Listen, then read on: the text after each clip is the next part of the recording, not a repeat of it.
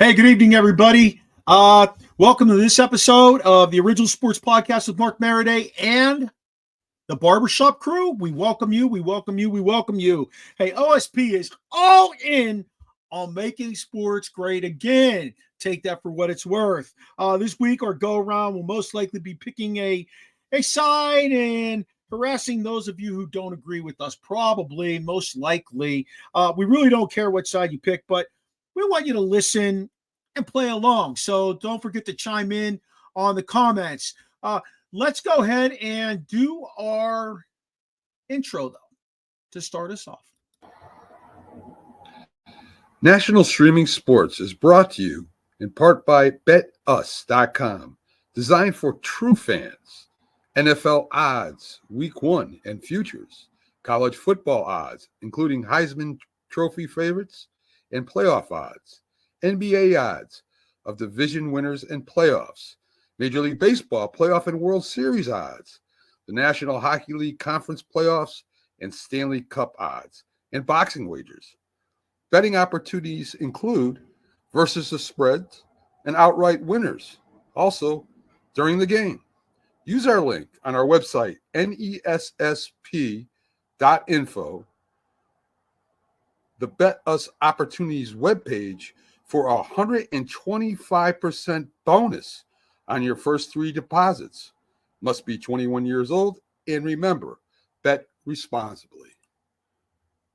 You're going to call anyone that loves you. You're going to ask them if you can use their card to buy concert tickets because your card's maxed out. Okay. If they say yes, you get the tickets. I can't call my parents because they already think I make bad financial decisions. Well, so I think I'll call one of my friends. Okay. I'm a little nervous. I feel tingly. What's your not answer?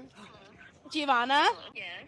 I was on SeatGeek earlier and I saw 2 tickets for Olivia Rodrigo at a really, really, really good price. So Oh my god. I maxed my credit card out by accident last week. Do you think I could use yours to buy the tickets? Oh my god, yes. Did I? Yeah, you got the tickets. You got the tickets. I just want tickets. We're going to go to the concert together. Giovanna, I'll call you later. Love you. Thanks for picking up. Oh my god. I'm going to see Olivia Rodrigo. Yes, thank you, SeatGeek. Ladies and gentlemen, boys and girls around the world, it's time to experience the O's on the Original Sports Podcast.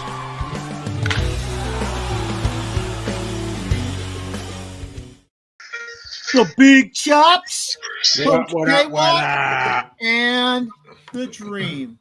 How you fellas doing tonight? Good. Fantabulous. Haha. It's always a pleasure to catch up with you guys on a Tuesday evening. You know, it warms my heart. Like I said, I just got done teaching a class. Always love teaching in the evening because I get to sit at home at the comforts of my house and do that. So, you know, it's almost like COVID again, except it's not. You know, hey fellas, we're going to talk a whole lot of different shit here tonight. Chops, I know you watched it, so tell me, what do these numbers all mean to you? 2, 8, 14, 20, 27, 40, 58, and 0. You hit the lottery, Chops? No. 2, 24, 48. 2, 8, 14, 20, 27, 40, 58, and 0. I have no idea. Oh, those are all about the Tyson. Those are all about the Tyson Jake Paul fight. 2-minute rounds, 2-minute rounds, 8 rounds, 14-ounce gloves. Yeah, that's the direction we were headed there. No, it kills me that fight had so many people tune into it and put as much money on it as they did, because that shows where we are now. When there are real guys out there, true athletes, true pugilists out there doing it. And you have, and the crazy part is, I hate to be a conspiracy theorist. It was fixed. It was this, it was that. Tyson was 58. I get that. But when you go back and rewatch it, you see Tyson where he sees some of these shots he wanted to throw. Yes. He knew the left hook was there. He knew the overhand right was there. You saw when he popped the jab first round and he stuck him with that jab, and your boy Paul took what, 3 good steps back. It was man, look, Tyson, if you noticed, he never threw an uppercut. It was written in the contract, the longer the fight went, the more he Money made. he got. That like there are certain things, man, with the muscle memory when you're boxing, hitting the bag, you don't forget. Tyson's hook to the body, never reloading, and just throwing that uppercut with the right hook, right uppercut. That's what he damn near knocked off Jose Ribalta's head with that shot. Yes, he did. And he didn't even throw an uppercut. It was hard for me to watch, man. It was hard for me to watch. That's where the 20 is how much money he made by lasting 8 rounds. I know. And the 40 is what Jake Paul got. Crazy. Have you seen, and Jake Paul's 27 years old, have you seen a list of guys that he's fought? I didn't realize what bums he fought. He shouldn't even say he's a boxer. I'll tell you what, Gene, you talk about bums in the NFL. Oh my God. Like, these dudes are garbage. And the crazy part is the only one that was a real fighter was Fury, and that's his loss. That's his loss. Yeah. Yep. And the crazy part is it was an 8-round fight. He knocked Fury down in that fight. Yeah. Fury still won. When you know how the judging works in boxing, when you get knocked down, it's automatically a 10-8 round. I don't care if I hit you 47 times in a round and you only hit me once and I fall. I automatically lost that round because I got knocked down. In 8 rounds, he lost. He was a 10-8 round and he still won. And it kills me when he says, I want to be heavyweight champ. No, you don't. Or I want to be champ. I want to be world champ. What weight class? What weight class? You don't want to fight Canelo. No.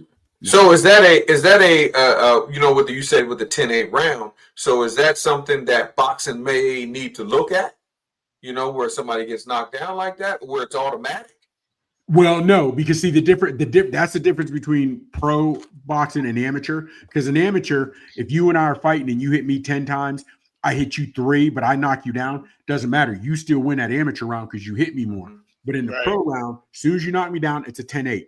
If you knock me down a second, it's a 10-7. That's why a lot of times you see the 3 knockdown rule. If you have that 3 knockdown rule, rather than a 10-6 round, they'll just finish it. But it kills me that they made that much. I hated it. Who's he fighting next? He hasn't. He's got to go Fury. He's got to fight Fury. That's who he lost to. He won't. Right? He won't fight Fury. He's called out.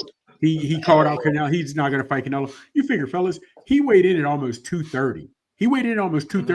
That is a legit heavyweight. There's no way. I wouldn't put him in with Benavidez at 174, Bivol at 174. They killed Canelo at 174. Hell, Crawford at 130, at 154 would destroy him. He's not going to fight anybody real, man. He's not going to fight anybody. Not trying to be funny. I don't respect what he's doing in the aspect of boxing and being a fighter, but when you can make $40 million, and John Jones fought the next day, absolutely, he walked away with 4.5. John Jones is one of the baddest men on the planet, and it kills me. Oh, it was hot. It was hot. It was hard for me to watch, fellas. I heard Conor McGregor challenged him to do an MMA fight. I would not do that. There's no way in the world. No, fellas, you'll see MMA guys go to boxing and they'll take their licks, whatever have you. You're not. There was one guy, a boxer, Ray Mercer, that went to MMA. He did okay. But hell, James Toney, Boxing Hall of Fame, he went to MMA in 1 round. Couture destroyed him. They're not going to do that. I don't think, dude. Getting an elbow bounced off your head, that's something, fellas. It's I've been to tell you the truth, I don't want to see either of those guys in a ring again. I definitely don't want to see Tyson. He's an old ass man. He looks so fucking old. He was like dangerously old looking. Damn. That was scary. Yeah, and the worst part about it, fellas, you saw him hitting the mitts. You don't lose the form. Yeah. Even if you saw Ali at 60, when Ali would dance and throw the jab, it wasn't as fast as he was when he was 20, but he still had the form. Tyson wasn't even showing form. That's what was like. Yeah. It was rough to watch, man. It was rough. It was rough. What's the next big boxing match out there, Chops, that we need to hone in on? It'll be Fury. It'll be Fury and Usyk. You think Fury? When are they going to do that one? What did they say? It is December. I can't think of the date. Fury and Usyk are in December. Then Garcia, who beat Haney and suspended, he's fighting over in Saudi Arabia. in January. But Usyk and Fury are the next big fight. That's the next big. What's the big draw to fight in Saudi Arabia right now? I'm noticing the money. Money. Big dog. Yeah. If you start going, next time you see a fight and it's over in Saudi, and they call him Sheik, Ali Sheik, the Turk. When you see him, when he puts it on, first row, all you see is all those Saudi princes and all their guards. That's big money, man. That's big money. Big money. Fury Usyk 21st. Mm-hmm. What is it? You have to check out that golf too. It's the same thing with the Saudi League with the golf. It's all about that. That's why those guys went over there. Yeah, I mean they just hand it out. I didn't hear as much about it this year though as I did the first year. Mm-hmm. They're coming back. They sort of worked it out where they're combining a little bit and working out, but they were hot. That Saudi money, dog, and it can't. Yeah. And the boxers, and here's the thing, like with a lot of those golfers that stayed, and you had some of the older golfers or some of the guys who were established and realized, I've done what I want to do here in the States. Let me go make this Saudi money. Where you got a lot of these boxers who are young and up and comers, and they don't have ties to the Mirage. They don't have ties to Caesars in Vegas. And they're like, you know what? I'm a free agent. I'm going to the highest bidder. And when the Saudi money comes in, fellas, let's put it this way. Don King reached out to Turk, the Saudi guy who's been putting all these fights on, begging him, let's do a fight together. Don King, yes, old ass Don King is going to him, hey man, let's team up. Because that dude's taking over, he's doing his own thing. He don't need. What's he going to do with all that money if he gets it, Don King? He's like 90. Yes. Terrible. Only in America. Yeah. They say, but if he can get the money, he ain't don't turn down nothing but his collar. Hey, Don King, that's what he's doing. Hey, did you guys see Hawk Tuah was there? She came in with her posse. What the hell is that? Can we stop now with that girl, please? Yeah, I didn't see that part. But fellas, think about that.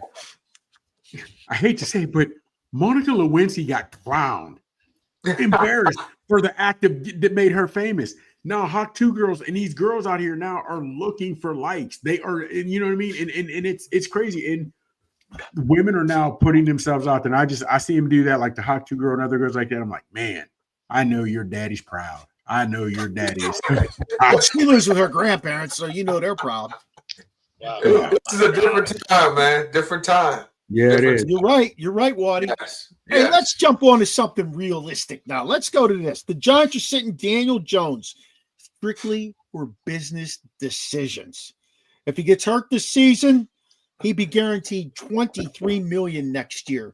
$23 million. However, if he finishes the season healthy, they don't owe him another dime. Thoughts on Daniel Jones and his piss poor play for the New York Giants and them sitting him? I'll let Keener Watson go first. It's about time. I mean, to be honest with you, he probably shouldn't have started the year. I mean, they needed another quarterback last year, and they didn't. You know, they basically won games and moved themselves out of position to draft one. I know Bo Nix is kind of looking real good to him right now, and guess what? They should have probably picked him, you know. But it is what it is at this point. You don't want that guy to get hurt, because if he gets hurt, you got to pay him that money, and you don't want to do that because it's quite obvious they're ready to move on. They're probably ready to move on from the coach. They're probably ready to move on from the GM, and and guess what? Primetime son, he better get ready to pack his bags to New York. So as Daniel Jones, do you still go? Well, I guess you got to be professional if you plan on getting another job somewhere, I guess. I mean, but I know if you ain't gonna try not to give me my $20 million, I might be showing up late and sleeping in meetings. Well, it's the contract that you signed, though. I mean, that is what he signed. So they can get out of that contract after this year. That's what he signed. Yes, he could do all the above because his money is his money. He knows the end of the season. So here's my thing. I understand it's business, as we all do, but this is why I don't have a problem when players hold out and players demand more money. Mm-hmm. Because even if the Giants had said, you know what, we're 2-8, We want to see if we have anything in DeVito. We want to see if we have anything in our third string guy to see if what we need to look for the future. Okay, try to sell it that way. But when you're putting it out there, we're sitting you because we don't want to pay you. Now, meanwhile, we paid you and let Saquon go. Everybody with eyes saw Saquon could still play, but you chose Daniel Jones. And now, you know what I mean? Now they say you get what you want, but you don't want what you got. So my thing is, I don't like the fact that they're putting it public, and that's why they're putting it out there. I hate that. You know, Can Daniel Jones play on another team? He's an athlete. He can run. He's fast as hell. He's got a big arm. Can he play on another team? Mark, you know what? Honestly, after what Baker's doing and your boy in Minnesota, Darnold, I'm done saying guys that can't play or guys are trash. To me, organizations, the NFL and organizations are killing more young quarterbacks than they're developing. So if you can't teach a guy to throw 70 yards. Either you can or you can't. You can't teach a guy to be a 5 or a 4.4, 4.3 or 4.4 40, whatever Jones is, because like you said, he's got the strong arm, he's got speed. So as long as you can do that, let me get you in this quarterback room. I'll show you how to read a proper defense. I'll help you with your footwork. So I'll by all means let him try to go to another league, because honestly, I didn't think Darnold could play. I really didn't. And now he's with a firm organization. They're getting him reps. You know, maybe he was even teaching McCarthy coming into the season. But now, who saw this from Darnold? Who saw this? You know what I mean? Real talk. I didn't. I thought that team would go in the shitter when they lost McCarthy. Yes. And I didn't even know. I thought, they'll get 500 out of McCarthy because it's his first year. He has no tutelage. But, you know, this has been amazing for Darnold. He stuck with it. And when he got his opportunity with the right people, you're right. I mean, that's how it works. But Sheen said something earlier where he was like, will he show up or will he not? And that goes to what also you just said, Mark. Darnold stayed with it. If Darnold comes in, continues to work, and other teams and the word gets out that he'll still come and work. He's class act on that aspect. Somebody will give him another shot. Have to. He's got the talent. You know what I mean?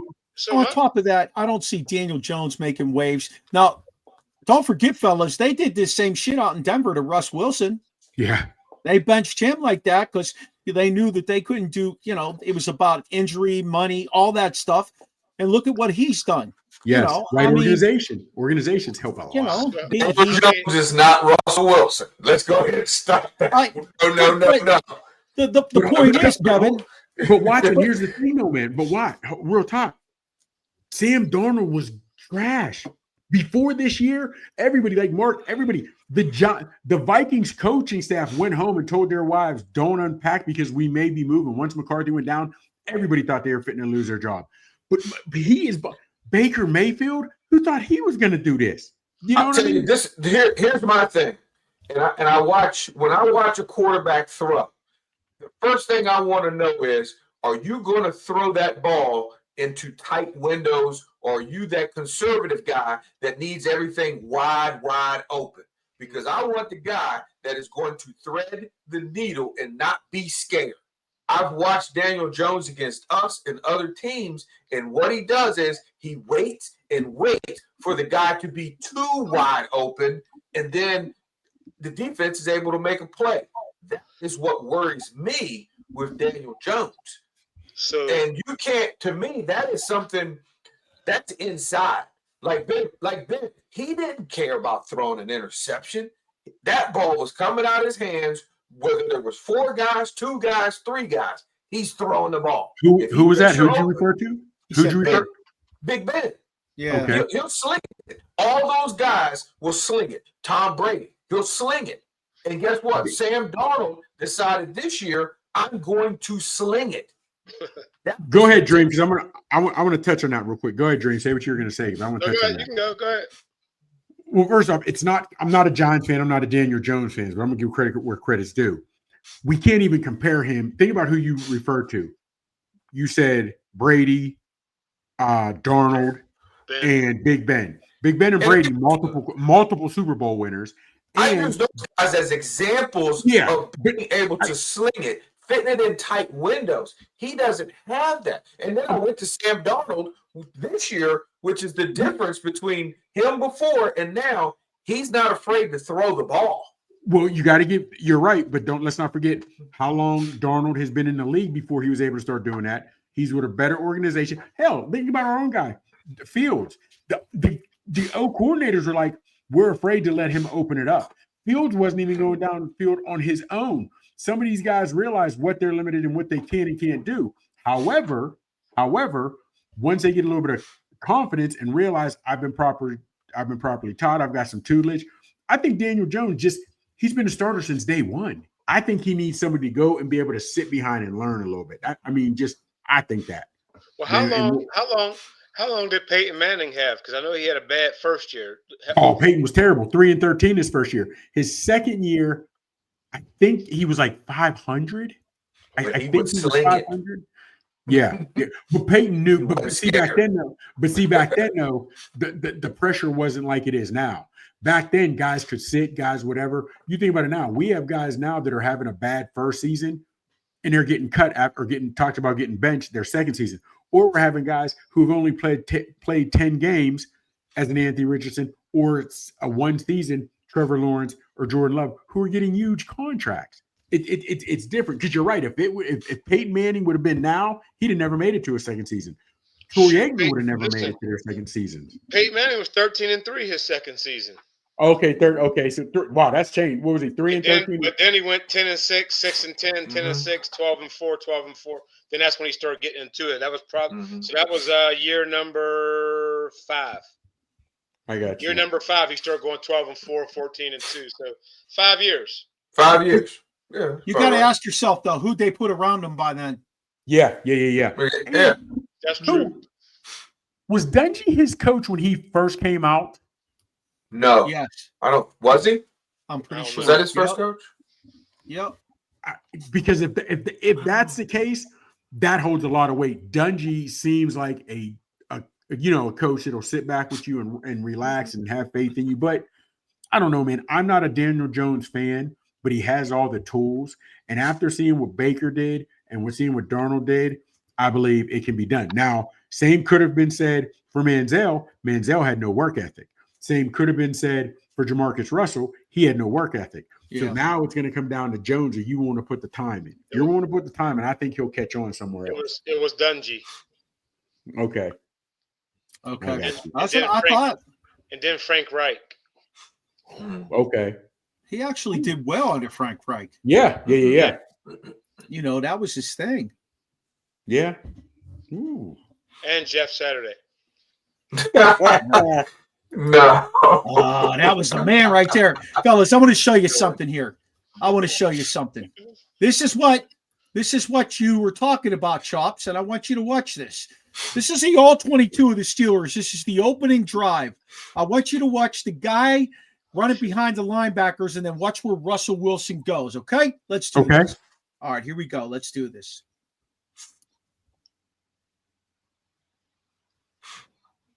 Check it out. Oh, I know this one. Watch Washington come down and boom. We didn't get the full picture. Yeah. You know what? To me, that was a better play. But look, fellas, look here. I'll fix it better. Mm-hmm. I got you better screen look. Watch the guy, and it's Mike Williams, by the way, who didn't even get a look. Ooh. Look, fellas, look at Russ. Yeah. Look at Russ, okay? I can pull you up in the first quarter alone. I watched the all-22 today. I could pull you up in the first quarter alone. Russ went to the checkdowns, and he had guys open downfield, okay? No, what? Who was that? Who was that? Mike Williams that should have hunkered down right there? So, yeah. No, he had to keep moving with it. Because look at the linebacker. The linebacker's flowing into it. I do question what was the – what was the play call? What was going on in that situation? Because he never even looked to the middle of the field. He never even looked right there. So it was first down. Yeah. It was the first play. The Steelers' first play on offense. That's what I'm saying. So did he automatically say that's where he was going? What was the case there? Obviously, by the looks of it, but why would you have all those other routes running with one guy open behind it? I'm telling you, in the first quarter alone, he had 3 guys open downfield, and he checked down. There was another play to Jalen Warren. He checked down. So here you go. If you want to keep Daniel Jones in the league, this is the direction you got to go with that kid. Instead of looking for that tight window, like Kevin said, you should check down. Let those guys run with it. Yards after catch. I was evaluating it because I wanted to figure out how this team can get a guy like Calvin Austin involved in this offense better. Because they went downfield to Calvin Austin. What are you saying, Chops? I can't do it. He's dropped last 2 games. He's dropped passes he should have had. Okay. Now again, everybody was saying we need number 2. I need Williams. I need to see Williams. I want him to go to Williams. Listen. You know what you do with Calvin Austin? I'm gonna remember Edelman. Remember Woodhead. Remember those guys? Those guys come off the line of scrimmage 2 yards. You hit them with the ball and you let them run with the ball. 6, 8, 10 yards. Maybe once in a while they break 12, 15, 20 yards.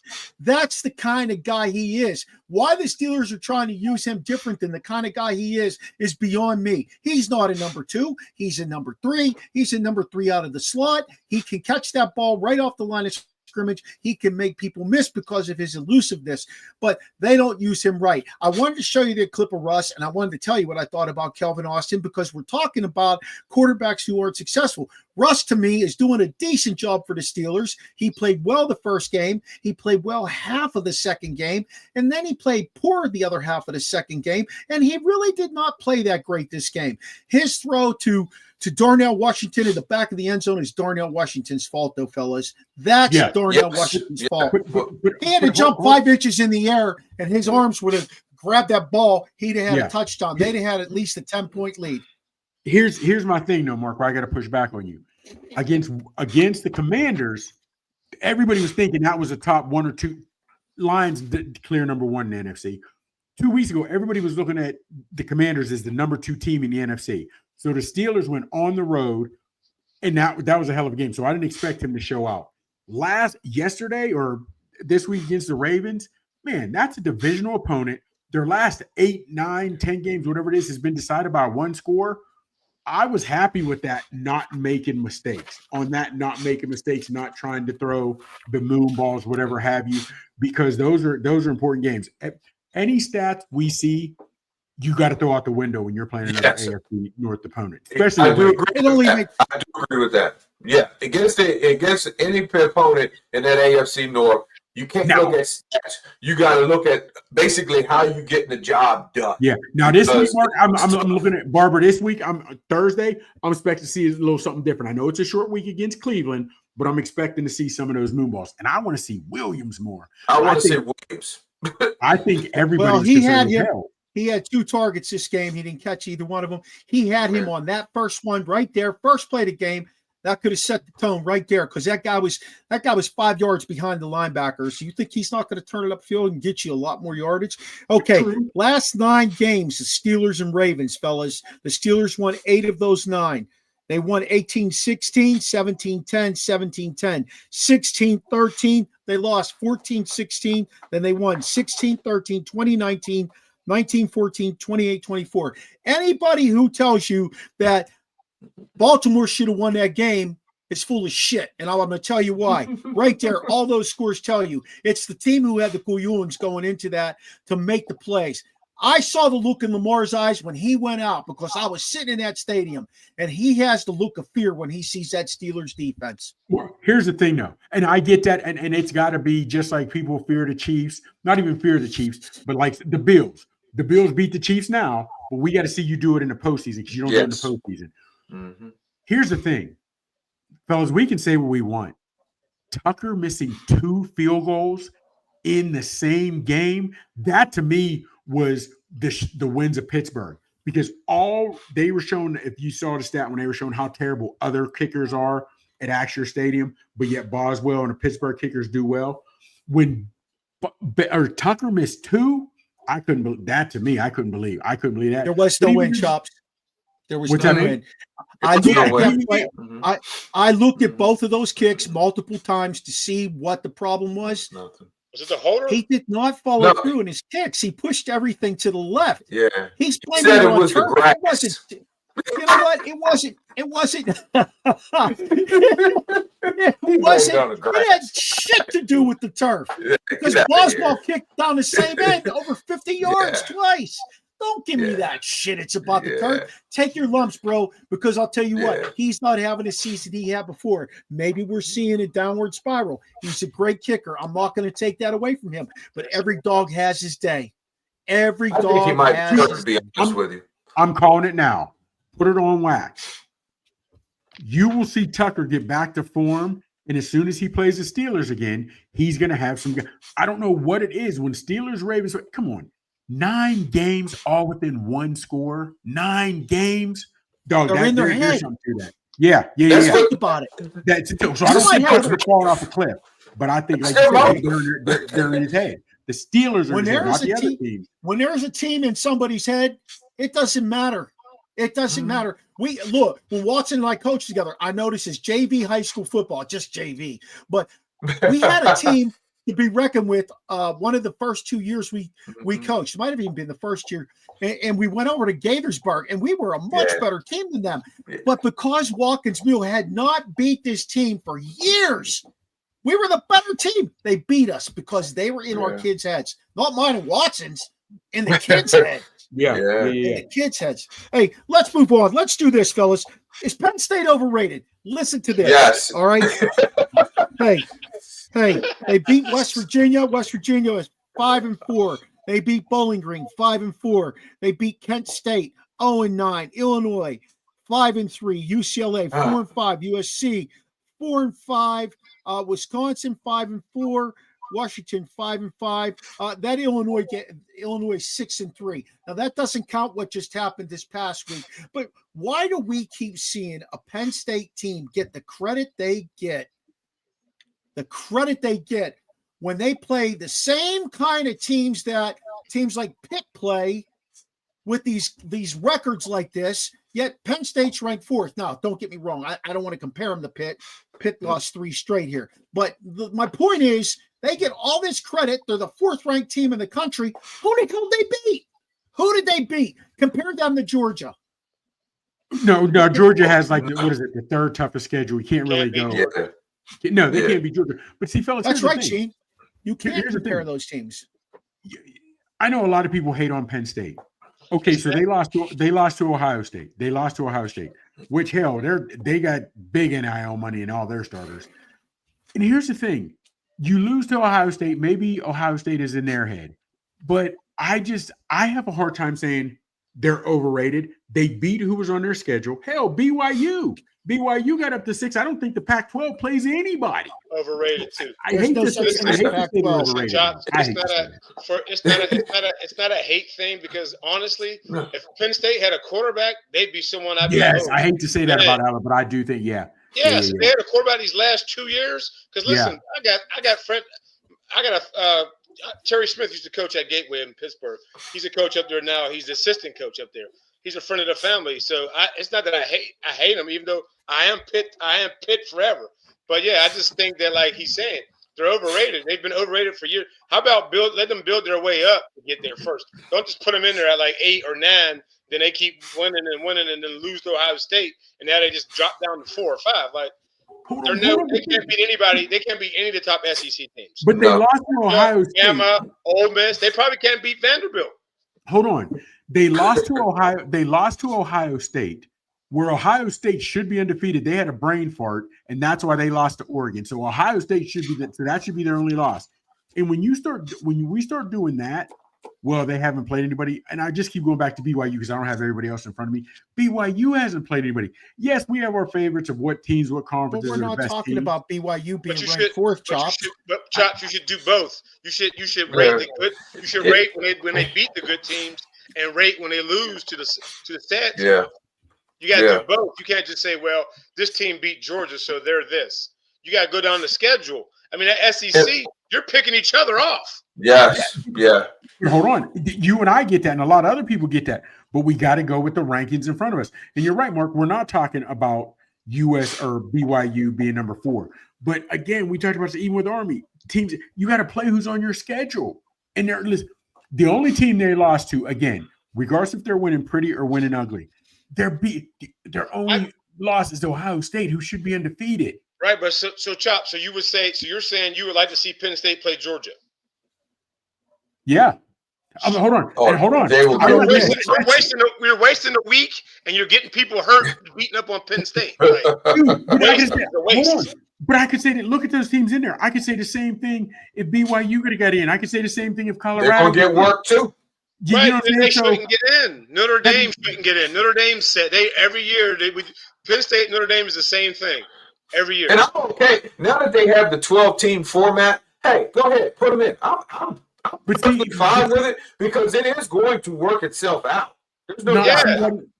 But even if we say that, okay, but even if we say that, right now, LSU isn't getting in. I think LSU beats Penn State and BYU. And 14, 24 points. I don't know why I keep bringing BYU into this because BYU isn't even in the same category as Penn State. I don't want to. They have a good record.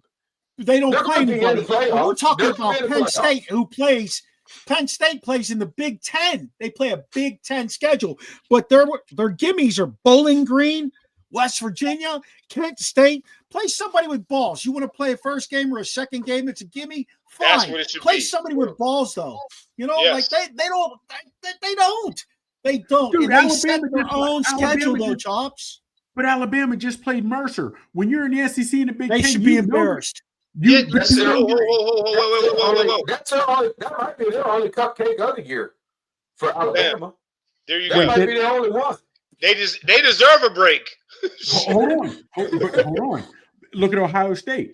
Even their out of conference schedule is whack because these Big Ten, these SEC schools know I'm playing some out of conference teams because once I get in my schedule, it is a gauntlet. It's going to be tough.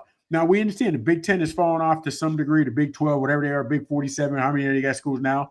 You only got 4 Power 4 conferences now. They're beating who's in front of them. And the reason I keep saying BYU is because you're saying Penn State's overrated, but they played a harder schedule than BYU. BYU was 6, and I don't have the full rankings in front of me of everyone. That's why I keep saying BYU, but I knew BYU was 6, and they just lost to Kansas.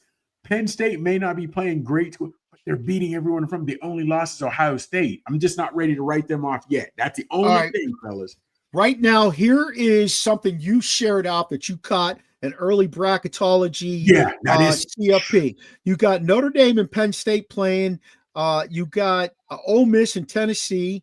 You got Bama, Oregon, Colorado, and the U with byes. Then you got Georgia and IU, Indiana. And you've got Ohio State playing SMU. I mean, come on, man. Is it just a thing? Yeah, I'm sorry, they're on there. Where's Texas? Where's University of Texas? Yeah, where's Texas? Is it just a Georgia? Thing where people want to say we made it? Is that what this is? Because I don't want to watch Penn State get slopped up by any of these. I don't want to watch it. I don't. There should be an NIT like basketball. What's that? Can Penn State beat Notre Dame? That's the game right there. That should be the NIT game of the football. NIT. Football NIT. Here's the thing. And it's funny to dream. Here's the thing. It's funny to dream when you would say the NIT.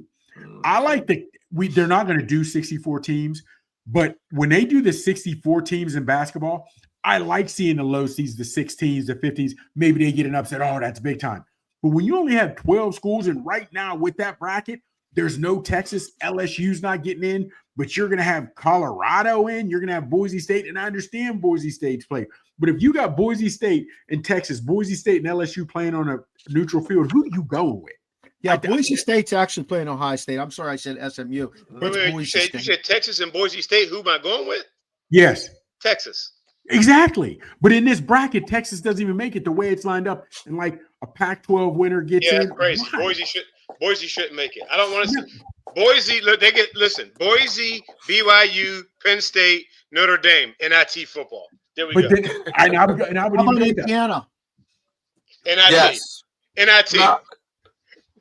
But then, okay. All about respect for him. But then it comes down to this. If Boise State has a great year, only finishes with 1 loss. Are we picking the best 12 teams in the country? Or are you picking the best best 12 teams that deserve it. I want to see the best 12 teams. I want best 12 teams, right? Okay. Notre Dame is You're not going to get that. How many times have we had this discussion with Notre Dame? You're not going to get every that. year every year we have this Notre Dame discussion. Every year. Them two. They're another the best 4 in Notre Dame. That's it. Same thing.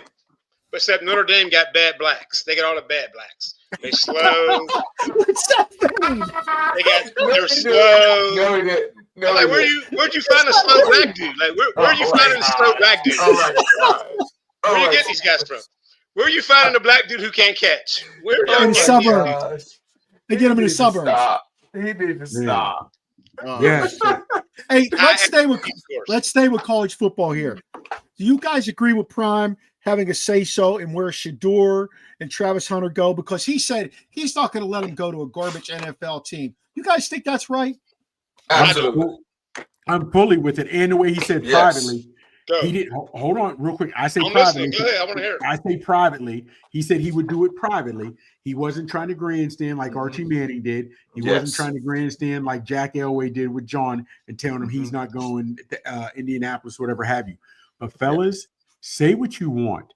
Even if you weren't a Bryce fan from Alabama, if you weren't a Darnold fan, if you weren't a Zach Wilson fan, whatever have you, if you weren't a Daniel Jones fan, or hell, if you weren't a Browns fan, we've got to realize there are some terrible organizations out there that will destroy a young guy who has all the talent in the world. Yep. So, and I don't have any kids. You guys do.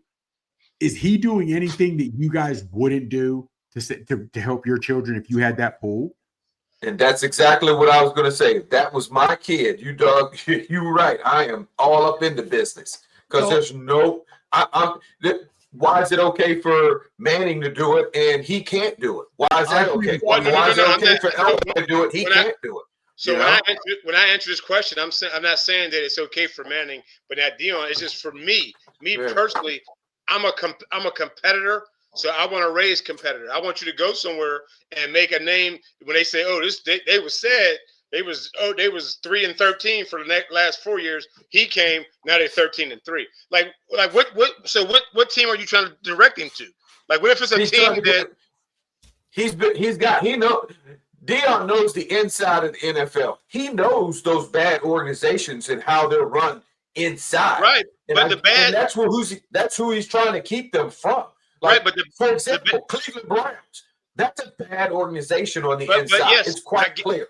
I get that, but listen, the bad organizations are picking 1 through 10. So now we gotta wait till 20 to pick him?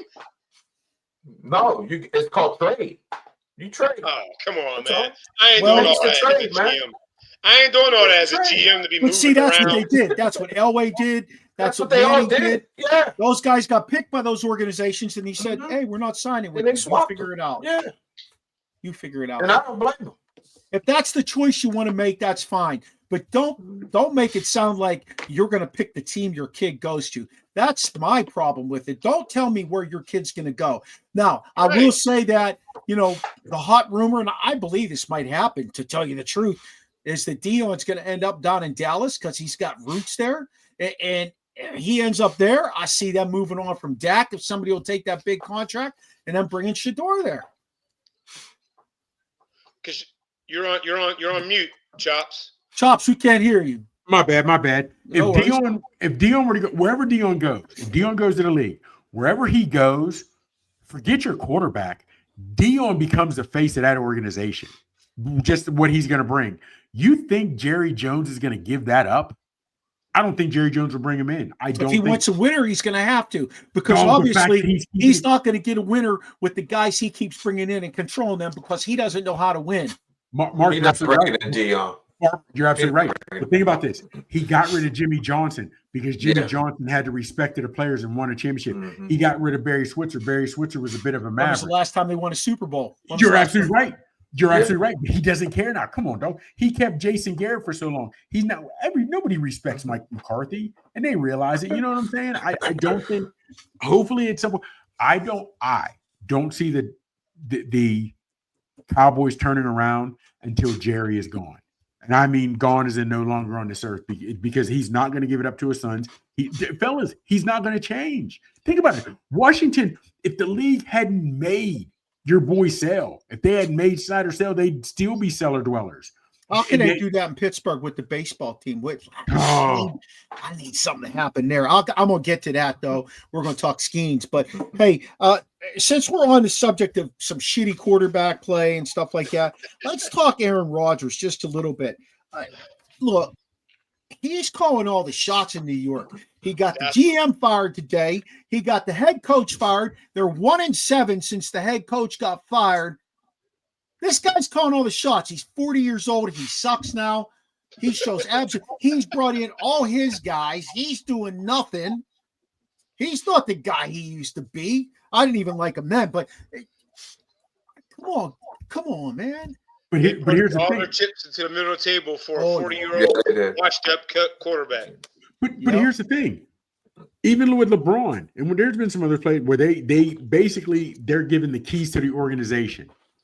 And it's never worked out. And to be honest with you, I'm not a big LeBron fan, but you got to give him credit. He's doing things the right way. He doesn't get in trouble off core, saying whatever, trying to do right things. He's still averaging 28, 7, and 6. That's crazy. Again, that shows you what the league is like now. They don't D-up. But have you real quick. And I will say, though, in Cleveland, he had the keys to the organization, and I believe he won a championship. Yeah. Yeah, but hold on. It took him before he was about to leave, and he was doing that, the roster. And again, at that point, they played a different brand of ball. Now, when you're looking at these guys and they realize I can bring in who I want. Maybe with his youth, he was picking guys that could actually win. Now, he's bringing in guys he wants. It doesn't work. And these guys, you can start to call these guys staffers, right? They're going to get one or two entire staffs fired before the organizations realize this isn't the way we should have went. Fellas, say whatever you want. The fact that Bronny, and I hate that Bronny got caught up in this because Bronny, when he got interviewed, was a good kid. He sounded like a good kid, wanted to do the right thing. I think he got bullied. I hate to say bullied, but he got bullied and pushed into an area, listened to his dad and who he got brought up with. And he's in a place he's not ready. He's not even a G League player. He's not. He's going to only home games in the G League. So let's just start there. His best game was the other night. He had 10 points. 10 points in the G League. And think about this. He was the number 2 draft pick of the Los Angeles Lakers, and he had 10 points in a G League game. Fellas, and think about this. Name me a player that you can think of that got better missing games. The fact that he's only playing home games, not traveling, not playing on the road, whatever, that means you're missing actual real playing time. And you guys all know whatever goes on in practice is not the same as real live reps. You don't get better by not playing. I don't know. I just don't know. I just Tony Hawkins.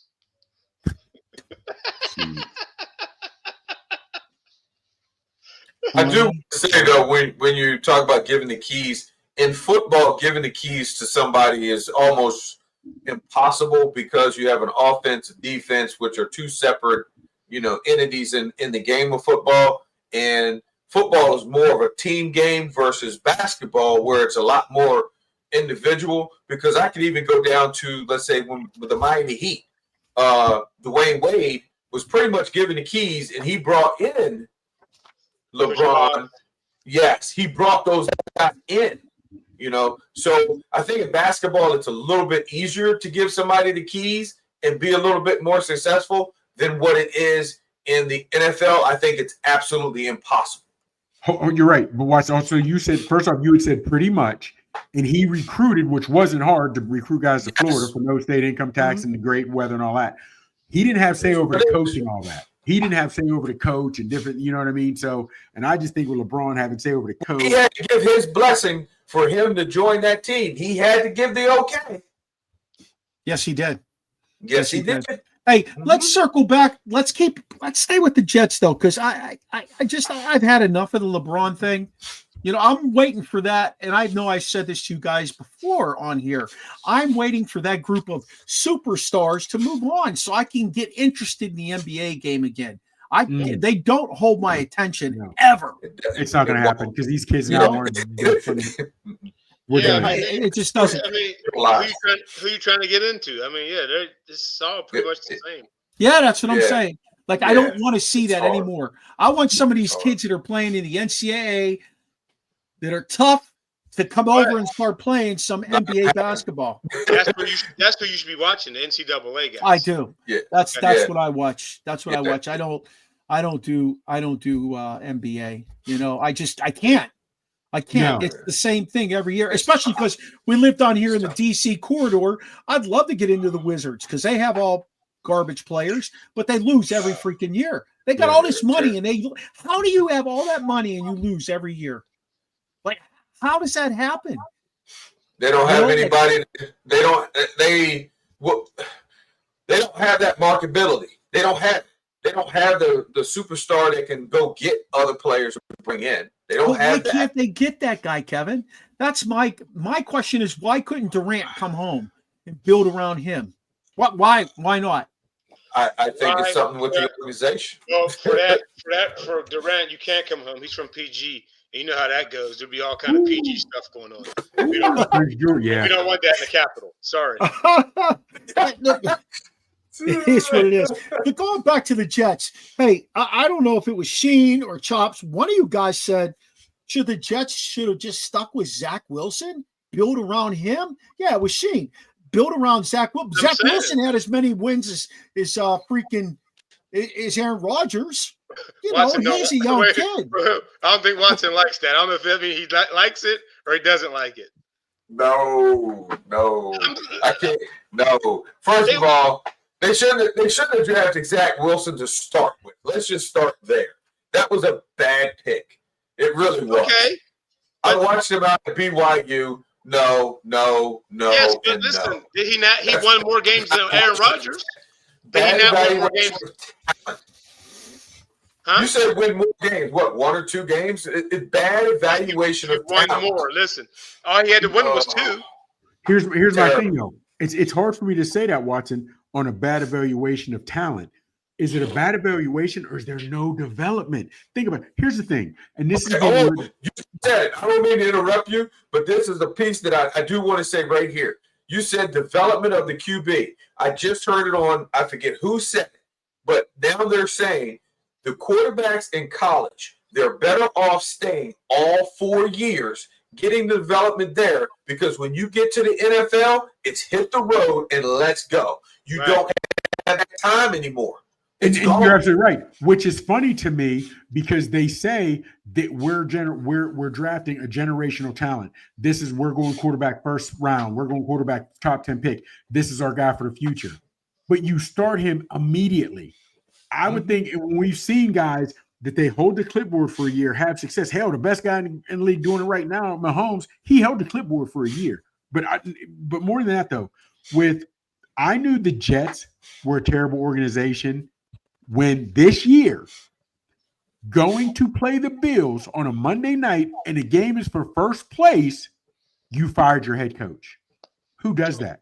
You fired your head coach Salah when they were playing the Bills that night for first place, and you fired him. That to me shows. And Aaron Rodgers was in their ear. He was in their ear. This is all about Aaron Rodgers. Yes. And Mark, we talked about it before. Rodgers has always been a great passer, a great pure passing quarterback, a great quarterback. He's never been a leader. He's never been a leader. He's not a leader. So they got what they deserve to me. All right, couple more fellas. Jerry Faust died at 89 years old toward the end of last week. He was a high school head coach for 2 decades. I don't know if you guys knew that before he became head coach at Notre Dame in 1981. Think about this. Where should he rank among these guys? Because here's your top 10 Notre Dame win guys. You ready for this? Because I know y'all don't know this. Brian Kelly has the most wins in Notre Dame football history. Then Newt Rockne, Lou Holtz, Ara Parsegan, Frank Leahy, Dan Devine, Elmer Landon, who I never even heard him of, Bob Davey, Charlie Weiss, and then Jesse Harper. Jerry Faust did a nice job at Notre Dame, though. Like, I was surprised. Yeah. When I think of Notre Dame football, I always think about Holtz, Lou Holtz. That's the first name that comes to my mind, but that's because Ara Parsegan for me. Yeah, I grew up in. So Holtz was going to the city and getting gas. He wasn't getting suburban gas. He was getting Ricky Waters. You're right. Pat Terrell. Who else? McDonald. He had some city guys. Trust me, I'm telling you, man. He had some players. He did. He was. The Rocket. The Rocket's from Wilkesboro. He ain't from the city. I'm sorry. Do you think the school has to say so? Do you think they apply? Do you think they apply the grade thing a little bit more at Notre Dame when you're recruiting these kids than they do at other schools? That's a good question. I know some schools, for example, the University of Virginia, that's one of their biggest issues is the grade piece. They hold the coaches to the fire on that. There's they don't make any adjustments. They don't bend. That's why they get 3 stars versus the 4 and the 5 stars, and they'll never be able to compete with those the big guys. We've had this talk and we laugh about it, but you need about 5 or 6 guys with IEPs. About 5 or 6. Yeah. You do. You do. Yeah. And then listen, hold on. Like Chops was like they get in trouble at Georgia. You need about 4 or 5 to get in trouble. Don't hurt any women or kids. I don't do that, but you know what I mean? You could beat up a couple of students at the bar. You could do that. You know what I'm saying? That kind of stuff. Steal laptops. You can steal laptops. Oh my god! Oh my gosh! So you need to play for Georgia now if you do that, right, Chops? Yeah. You're a Georgia Bulldog. Man, those cats. I agree with you, Kevin. No, if I'm ranking these guys though, it's Holtz and Parsegan at the top. I don't care how many wins Brian Kelly had. That means shit to me. Okay, when I think of Notre Dame football, I'm right there with you. Yeah, I forgot he coached there. You're going over Newt Rockney. I mean, everybody loves Newt. You're going those guys over Newt. Well, I think Newt Rockney. That's totally different. I mean, shoot, the football. That's 1918 to 1930. That is leather helmets.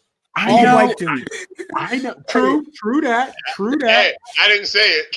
True that. It was. I'm damn well proud I said it. The movie Newt Rockney. I watched it several times. Never. But it's never. It gets no play on my TV. 0. Hey, listen though, because it's getting late, and I got something for y'all before we go to the next thing. Did you guys know that the Saints scored more touchdowns at AT&T Field than the Cowboys this year? No, I didn't know that. I did not know that. Cowboys played 5 games there. Saints played 1. Oh wow! I did not know that. Hey, when you got a beast like Taysom Hill on your squad, I mean, what can I say? That man had 45. I picked him up off the free agent wire as my tight end. He had 45 points for me this week. Wow! He had a monstrous game. Monstrous. And I got it. 1.5 more for you. Paul Skeens is the first rookie to be a Cy Young finalist since Miami's Jose Fernandez in 2013. Can he become the all-time great pitcher playing for a trash organization like the Pittsburgh Pirates? He'll be gone Pirates? in 5 years, so no. Or does he need an organization? Now, he was at the Steeler game with his beautiful young lady, Livy Dunn, and he literally said, they interviewed him, and he said, this is what we need to make the Pirates into. He absorbed what he saw there. He said, we've got to start doing things the right way. I think once a guy like that starts speaking up, and you know that it's time for the change. It's time for the change. Legacy, loyalty. Which one are you gonna go for? Well, he can do legacy anyway. That's my point. So he'll leave. Okay. Because if he wants legacy, he's got to leave. If he wants loyalty, he'll stay. Well, let's see how the hot stove works out for them again this year. Yeah. If they make any commitment to signing a few big money guys, they've got plenty of pitching. He's pitching staff He's going to the Dodgers eventually. Who? Juan Soto?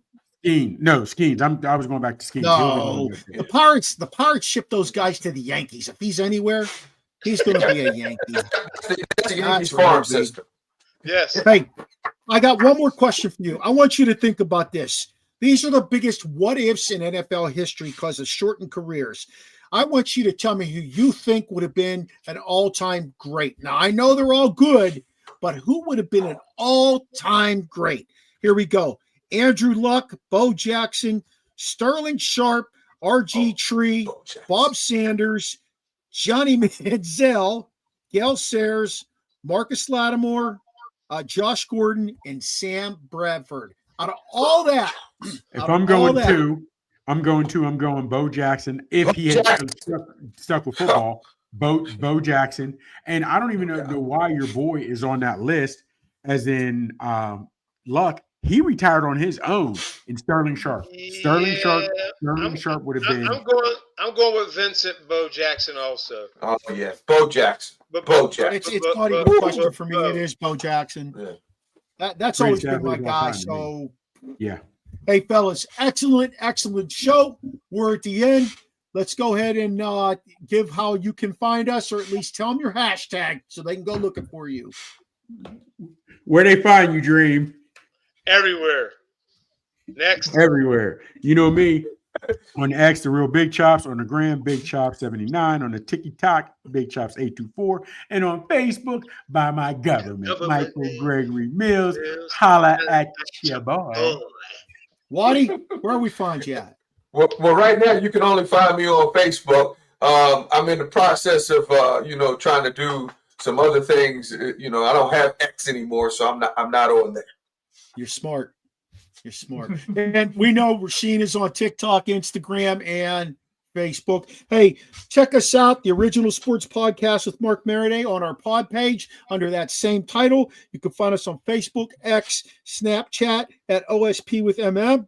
We're on Instagram, TikTok, YouTube at Original Sports Podcast. Check out our link tree in our show notes. You can find all those places on our link tree. All you got to do is click on it and find whichever social media you want to grab from us. Big shout out to the networks we're on. Let's Talk Sports, Sideline Sportsnet, Elite Sports and Entertainment Network, as well as Manning Media and Peak One Sports Network. We're also on Tuesday nights at 7 p.m. on Roku on the NESSP Network, Tuesday nights from 7 to 8. Feel free to let us know if you have any comments, questions, or suggestions for the show by emailing us at originalsportspodcast@gmail.com. A shout out to Steve Medley for the voice intro, Charlie Hodgson for the music. Join us next Tuesday. Maybe, I don't know. We got to talk through this. It's Thanksgiving week. Join us again, to experience the O on the Original Sports Podcast.